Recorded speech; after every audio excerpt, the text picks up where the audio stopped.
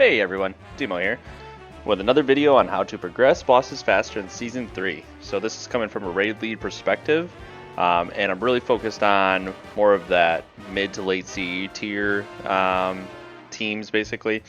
And to give you guys a little background, so the raid lead of Death Star Architect, that's the guild I'm in currently, and our Cauldron of Carnage ranking was around World 2400 when we started the tier, and we finished Galley around 1200. So just using these tips and tricks that I have as a raid leader and has had in the previous experience, we were really able to improve our team and make progression so much faster.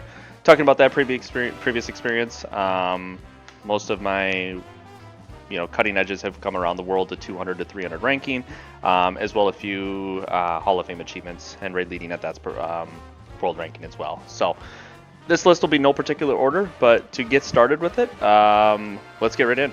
The first thing that I have down on the list is that as a raid lead, you want to understand your group weakness per boss and overall as a team. So overall as a team, just knowing, do we struggle in the heals department? Do we know that our healers are a weaker component of our team? Or do we know that possibly our tanks, they seem to die a lot, they seem to not have a great understanding of their classes, or their classes are just weak in general, on top of not having knowledge, or are your DPS weak? Just understanding those intricate parts of your team. The other part of it is knowing on a boss, what are we struggling with as a team? I like to think of on our reclears for Gallywix, suppression was not something that I called during progress, but on reclears I started having to call way more in advance, just because on reclears we were having people, I think, tunnel more, but did not focus on the Gallywix suppression, pre-planning where they were going to move out, and we had more deaths to it. So now, every single time that we go to Gallywix, I always call out in advance, permanently 5 seconds. That suppression is coming out, plan your movement, and get around to the right spots. From a raider perspective, maybe a singular raider having an issue with a mechanic, I think I kind of look back on our tier at Sprocket, and I think everybody kind of probably had this person in the guild that was struggling with taking the gateway. That's not really a mechanic that you can other do than just keep practicing and figuring it out, but is there a mechanic that possibly somebody struggles with, and you can help them out with the mechanic with putting an extra call out for them, or can we put a guardian spirit on them? Can we do anything for them to help them progress the mechanic, and then get through it so that we can kill the boss? In world 200, 300 guilds, you just replace the person, but we know that's, when you're world 1000, 1500, 2000, well, we've only got 20 raiders, and let me tell you, the 4 on the bench aren't any better than this person that's struggling right now. So anybody that's been in a guild in these rankings knows what I'm alluding to and what I'm getting at. But just being able to help those people is an important perspective, and doing whatever you can from a team perspective to try to help them get through the mechanic and learn as fast as they can. That's just whenever everybody learns the boss, that's when you'll end up killing it. So the second thing I have on my list is healing cooldowns and the assignments, especially using these healing cooldowns and assignments within WoW utils. If your guild is late CE and not using WoW utils, definitely check it out. Look it up. WoW utils, WoW utils, WoW utils. It is an amazing tool. It helps so much. It's amazing. Everything should go into there. Healing cooldowns, group DR, group movement. Everything should go in there. It's phenomenal what that tool can do in today's day and age for raiding. So I would highly suggest it. Making sure your healing cooldowns though are planned out and you're utilizing everything you can for your group. Vampiric Embrace, Nature Vigils, Stampeding Roars, Wind Rushes, anything that could help that group get to a different spot. Cover for low healing in certain spots. Maybe you need to review your healing cooldowns and adjust some of them. Those are all post-raid things that you can do, but it's really important to make sure that you have an understanding of that and how it best fits your group and how to kill the boss. The other thing is just Discord channels. Make sure you're having Discord channels in your group Discord, your guild Discord, posting out those assignments that you need to, talking about like, hey, having those discussions. Where are we struggling? Could we run this talent? Can we get a run rush here? Can we get an earth grab totem for CCs on mines? Something like that. Then the last part is just like a weak aura. I think about One Arm Bandit on coins. We struggled our group with coins. The melee kept picking them up, not realizing they had them. So can a weak aura solve that issue for us? And in that specific example, there was a weak aura for the coins, and it made it a lot easier, a lot better. So we ended up getting that one, and it saves pulls. So that's the most important thing. So number 3 that I have on the list is tank knowledge and living. So a bad tank in a group stands out really, really bad. Like, it just is, when they're dead every pull, it's just super obvious. Good tanks, they go unnoticeable. They just live, the boss is in the right spot, you just know what's going on at all times. You never say B-res the tank, you're just always alive. I look at like Muggsy, for example, a lot of tanks, I just watching progression of late CE guilds, not knowing that the bleed can be cleansed by evokers. And like, that's just a simple 3-minute search. They would figure that out, that we have an evoker in our group that can cleanse the bleed, and otherwise they're progressing with 2 stacks, 3 stacks, and it's just like, it's just unneeded. The other one I look at is like Gallywix, Ringing Ritual, Mud Trinket. If you use that before the ego check comes out, you don't take the stacks don't get refreshed. That can help out a lot, right? Like, your healers don't have to bomb you with heals, you don't die to it, you're getting reset of stacks, maybe you can do other things, you can help out other ways. It's just that knowledge of any of the fights and how I can use different trinkets, I can use different abilities outside of my class to help out the group and make sure that we take less damage and live at the end of the day, the most important thing. So number 4, I have post-raid log review.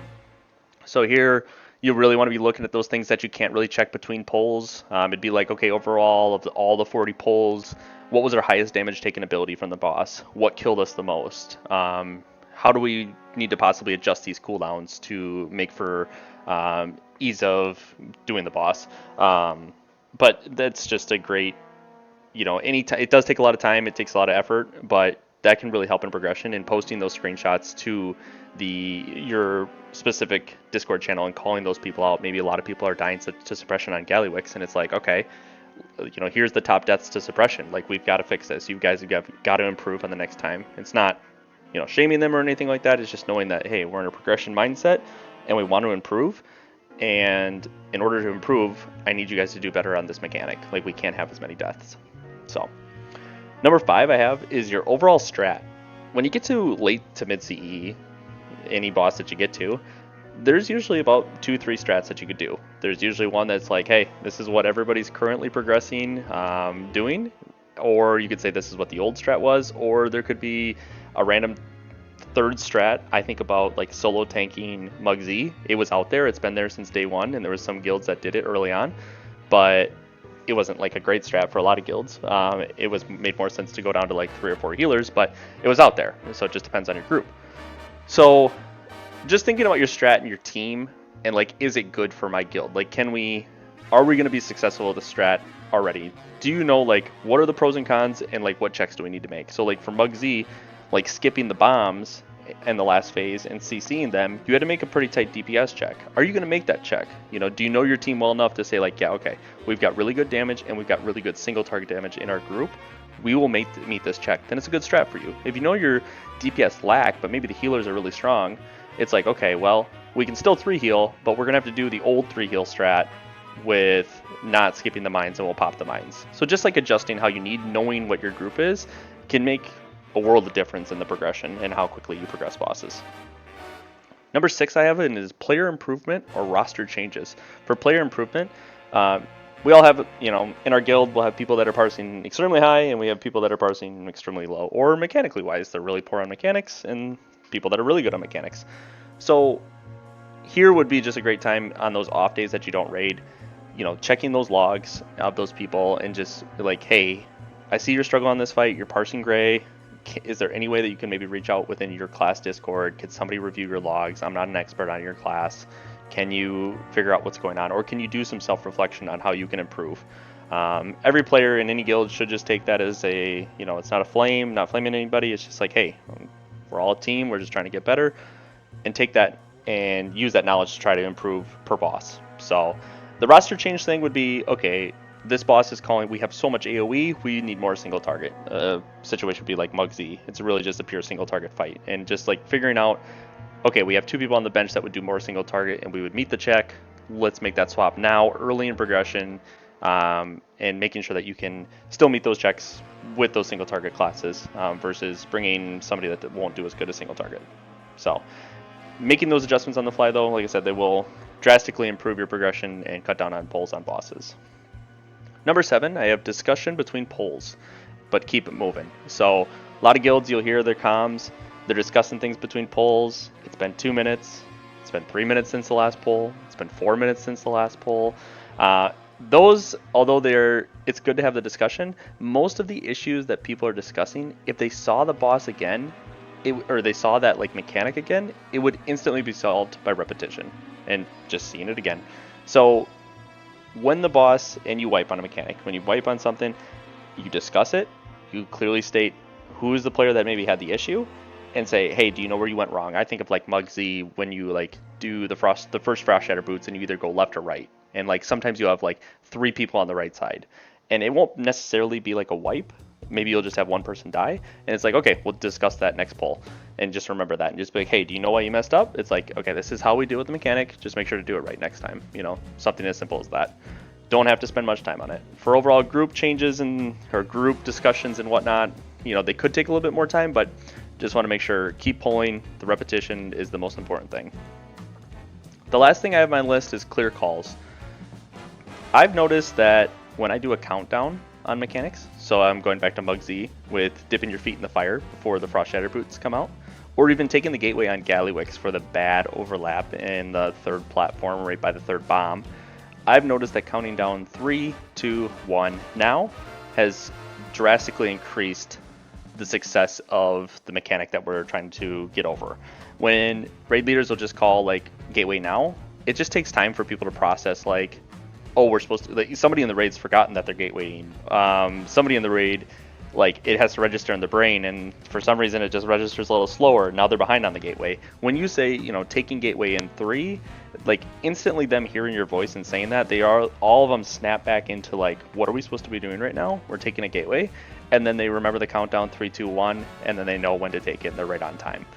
I've just found that has been the best like solution for those like really bad overlaps or issues that you're having within the raid. The clear reminders are important, but at the same time, you want to make sure that the weak auras are doing their job as well. So I think, again, Muggsy is a great example. When you have the jails, I don't remind people of jails, I just let the jails speak for themselves. There's a map, people have back left, back right, front left, front right. It's all there on the screen. It's better on those situations just to be quiet.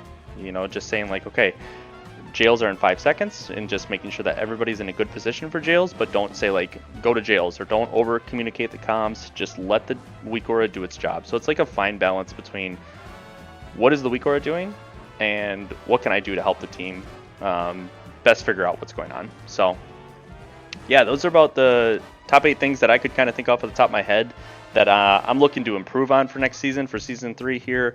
Our guild, like I said, we're right around the 1200 world ranking, and we are looking to possibly dip into about the 800. We're not too concerned. We just know that we have got a much better team at the start of this year, so we're excited. But yeah, those are the things that I continue to do for myself to improve as a raid lead, and hopefully, like I said, these tips can kind of help you guys as well. Comments, put them down below, give it a like and subscribe, and any questions about raid leading, anything like that, I'd be happy to answer. Otherwise, I will catch you in the next one, and have a great day.